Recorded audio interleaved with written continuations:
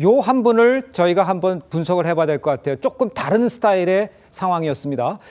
이번 주 임명된 이 강준욱 이 대통령실 국민통합비서관, 과거 진보 진영을 폄하했던 발언이 재조명되면서 여당 내에서 비판의 목소리가 지금 나오고 있어요. 5년 전 한 이 강연의 발언 먼저 직접 들어보시죠. 문재인 정부가 하는 일은 사실은 황당하게 많고 더해서 김정은 하는 수준이 아닌가 생각을 하고 있을 정도로 좌파들은 좌파에서도 아주 극심한 대규모 이런 사람들은 대책이 없는 거고요. 저쪽에는 더불어민주당이 있고 정의당이라는 게 있잖아요. 그냥 느낌상으로 보면 조금 지독한 빨갱이에 그냥 빨갱이 이런 느낌이 드는데 그죠. 이쪽은 사실은 현재로 보면 미래통합당 하나밖에 없습니다. 그죠. 저는 미래통합당은 그냥 중도 좌파 정당이라고 포지션을 하거든요. 자, 민주당과 정의당 문재인 정부의 지지자들을 폄하하고 또 오히려 국민의힘 전신인 미래통합당을 중도 좌파라고 표현했습니다. 이게 어떻게 보면 그 이재명 정부의 기조와는 다른 사람인 것 같은데 이거 어떻게 해석을 하십니까?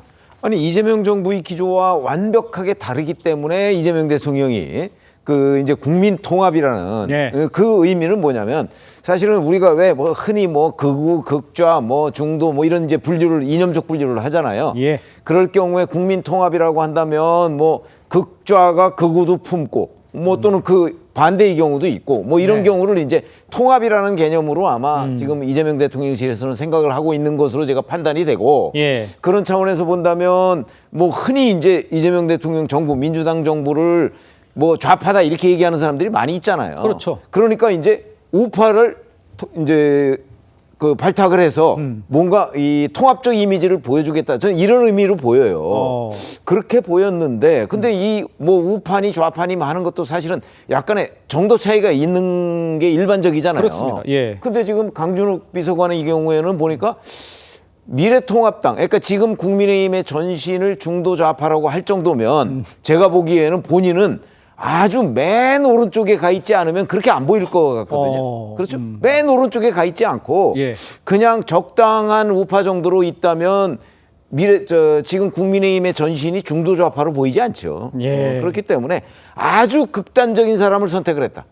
그게 그 대통령실에서는 이게 효과가 통합의 효과, 통합의 이미지를 국민들한테 심어주는데 훨씬 더 효과적이다 이렇게 생각했는지 모르겠으나 제가 보건대는 너무나 극단적인 사람을 선택하는 바람에 그야말로 이런 얘기들이 지금 나와서 이게 사실 거의 뭐라고 할까요? 이 긴장을 하지 않고서는 읽을 수 없는 정도의 저런 발언들이 나온 사람을 통합의 이미지하고 과연 맞는가? 저는 전혀 맞지 않다고 생각하고 있는데 예. 뭔가 대통령실에서 조금 이 효과를 극대화하려고 하다 보니까 오판을 한 것이 아닌가 이런 생각이 듭니다. 알겠습니다. 일단 그 강준욱 비서관이 지난 3월에 발간한 이 저서 내용도 여권 내에서는 논란이 되고 있습니다. 저희가 이제 준비한 시즌을 보면요. 자, 보십시오. 이재명의 행동이나 이제까지 살아온 행태를 볼 때 그가 대통령이 된다면 강력한 공포의 전체주의적 독선적 정권이 될 것 같다. 이런 불안감이 크다. 이렇게 얘기를 했어요. 이재명 대통령 정권을 향해서는 전체주의적 독선적 정권 이렇게 얘기를 한 거잖아요. 그래서 이렇게 얘기한 것에 대해서 우리 조현삼 어떤 의미로 이 발탁이 됐다고 생각하시는 겁니까? 대통령실 입장에서는 앞서 말씀하신 대로 통합의 의미에서 예. 좌와 우, 보수와 진보를 폭넓게 아우를 수 있는 그러한 통합 비서관의 역할을 주문을 하고 임명을 한 것으로 보여집니다. 네. 아마 일각에서 추천이 들어왔을 것으로 보여지는 것이고요. 네. 그렇다고 하더라도 지금까지 보도된 내용을 살펴보게 되면 좀 정도가 좀 지나친 부분이 분명히 있어 예. 보입니다.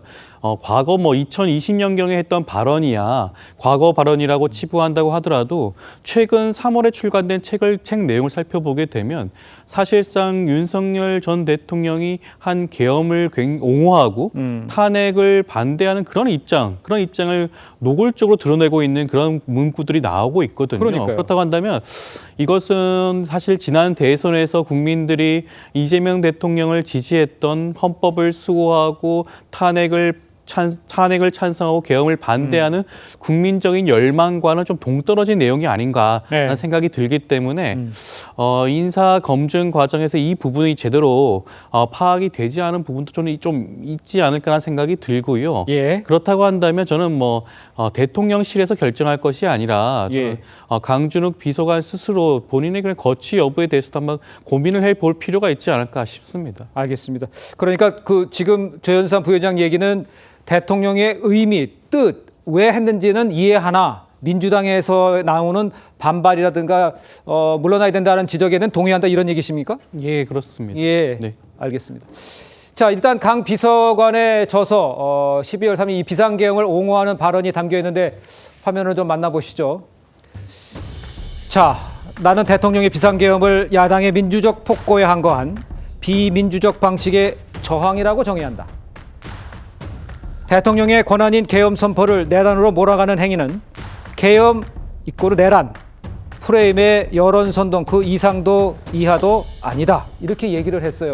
저까지 다 수용해서 지금 윤석열 전 대통령이 꼽은 이 비상계엄 선포 이유와 같은 인식을 갖고 있는 이 상황인데 이 사람을 받았기 때문에 지금 민주당에서는 반발하고 있는 거잖아요. 상황을 좀 설명해 주세요. 그러니까 이거는 통합의 인사라고 사실 보기가 어려운 것이죠. 통합이라고 하는 건 적어도 뭐 만약에 이제 민주당 정부라면은 뭐 중도 정당에 소속된 사람 정도를 포섭하는 게 보통 국민 통합의 의미라고 보는데 예. 저는 지금 전혀 민주당도 몰랐고 심지어 그 이재명 대통령의 최측근 인사를 잘 몰랐던 인사였기 때문에 지금 이분이 임명이 된 거라고 보거든요. 네. 저는 강준욱 비서관의 주장 자체에 대해서는 전 평가하지 않겠습니다. 왜냐하면 이거는 뭐 개인의 의견이고요. 예. 사실 엄밀히 말하면은 국민의힘에서도 상당히 좀 다소 오른쪽에 계신 분들의 주장과 사실 일치하죠. 근데 저는 아까도 말씀드렸지만 이진수 후보자 사례도 마찬가지인 게 이게 바로 지금 이재명 정부의 인사 시스템이 망가져 있다라는 저는 결정적 증거라고 보는 겁니다. 예. 왜냐하면 이게 통합이 아니라 사실은 끔찍한 약간 혼종 같은 그런 인사인데 지금 만약에 예를 들어서 국민통합 비서관에 대한 물색을 그 밑에서부터 차근차근 했고 참모들이 추천하면서 이게 바텀업 방식으로 이루어졌다면 이분이 됐을 리가 없는 것이죠. 네. 지금 현재 시스템 국정이 아니라 이재명 대통령 개인의 만기 친남 그러니까 모든 것이 이재명으로 통하는 그런 국정 인사이다 보니까 이분이 어디서 추천을 받고 오면은 그냥 일사천리로 통과가 돼버리는 이런 시스템에서는 사실은 검증과 이제 자질에 대한 테스트를 할 수 없기 때문에 이분이 뭐 앞으로 이제 이 직을 유지하는 건 저는 어렵다고 보거든요. 다만 문제가 되는 것은 이런 식의 인사가 앞으로 반복이 된다면 과연 국정을 안정적으로 이끌어갈 수 있을 것인가. 아마 민주당 지지층도 상당히 불안에 휩싸일 거라고 저는 보입니다.